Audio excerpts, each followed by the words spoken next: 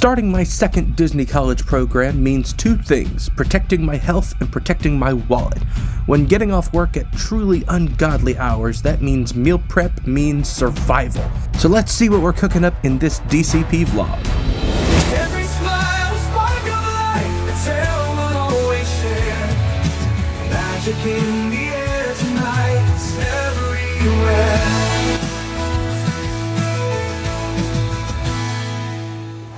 Welcome back to my Disney College Program adventures. I'm on my way to do some prep cook at the public Flamingo Crossings gas grills. I got my chef's apron all ready to go. Got all my tools, everything I need. I'm up here all the way on the 4th floor and I have a lot of stuff to cook. So with this time being, I'm living here at Flamingo East. And it's a lot bigger of a place than Flamingo West, where I was at last time. It takes a lot longer to get anywhere.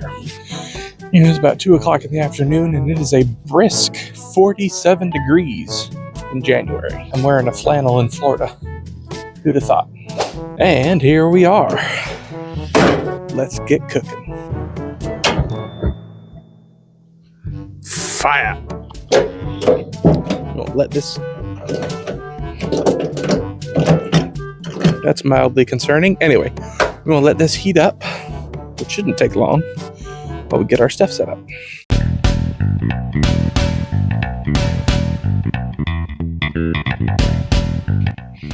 So we have here a pan of chicken and some beef. Now, the trouble is, this is still just a little bit frozen. I mean, I set it out overnight in the fridge. It's still just a little bit frozen in the middle. So here's what we're gonna do. The thing is, if you put cold meat into hot water, you're actually slowing down the thawing process because you've got two opposing temperatures acting against each other. Whereas if you put cold meat into cold water, it helps thaw it out much faster. And I'm not really sure of the scientific way to do it. I just know it works, okay? Which one of you fellers wants some chicken? I have one pan for raw, and I'll have a clean pan for the cooked chicken once it's all finished. I'm gonna mostly use the rusty pig. And here the wind is already at us. Rusty pig going at it.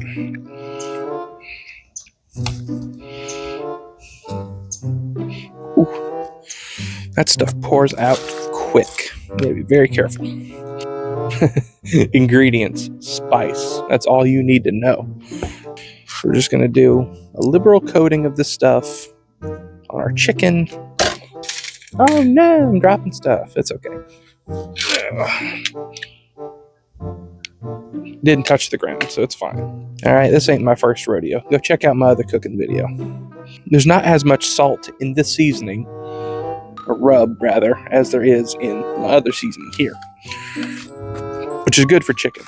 But later when we get to the beef, as soon as it's done thawing out, we'll realize it's good to have a good amount of salt for beef, and I'll tell you why in just a moment. I tell you, I knew this wind would be a problem. Ooh, listen to that.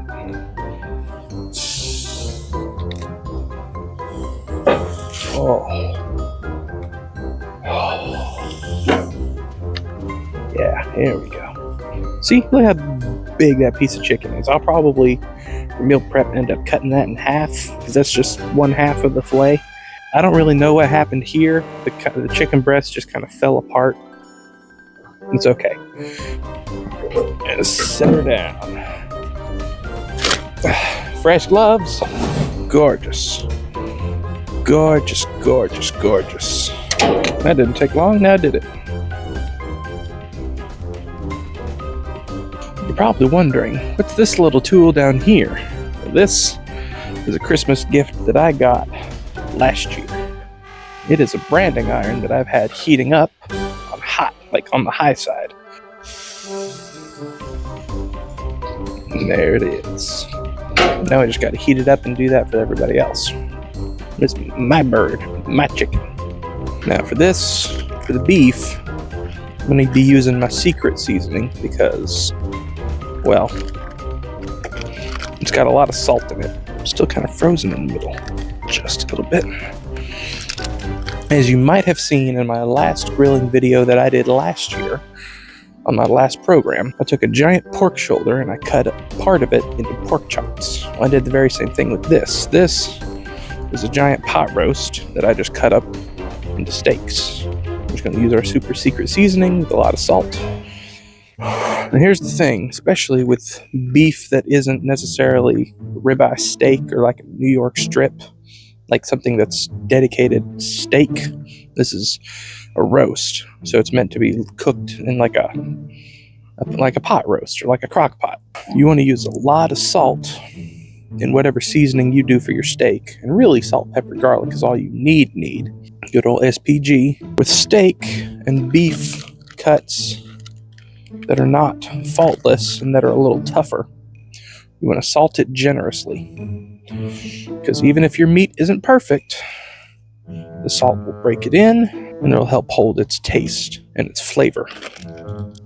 So this and all the chicken that we already got cooking will help feed me for about a week and a half, or to 2 weeks maybe, if I do it right. Put that in there, and we'll go throw it away. I love this apron. This is also a Christmas gift. It's got so many good pockets to keep all my stuff in. So we'll need yet another glove for which to put on the beef. We got our tub of steaks that I've cut up. We're just going to lay out our steaks. There we go. Steaks are on. Chicken's on the top rack. It's going to finish cooking. Going to check their temperatures just to make sure we're not burning anything or making it overdone. Make sure we get an accurate read. Got to let the thermometer cool down. Good. Looking like the chicken is done. Oh yeah, that's done. All right, shut this down. We'll check on the steaks here in a minute. Let's find a piece. Actually, here's one of the little nubbin pieces I cut off. Here we go.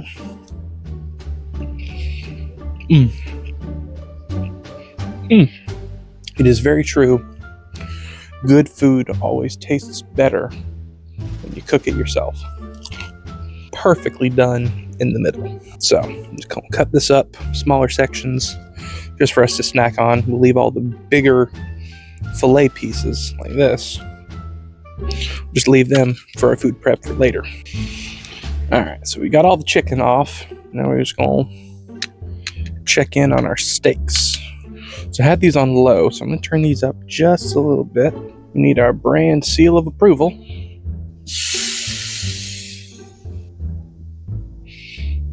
Look at that.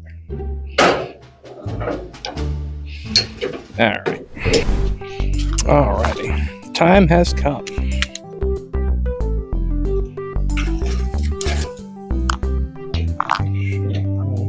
There we go.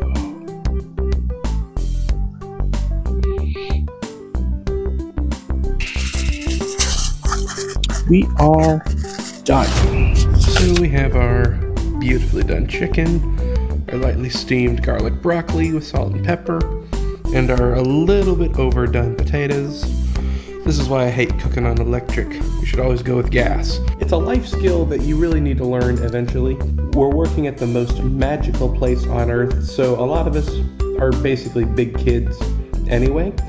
But one thing about adulting is, or at least pretending to be an adult, you need to learn how to cook at least a few things. And showing you how I, at least, pretend to act like an adult while in the Disney College program. And it also helps prove to my mother that yes, I am eating my vegetables.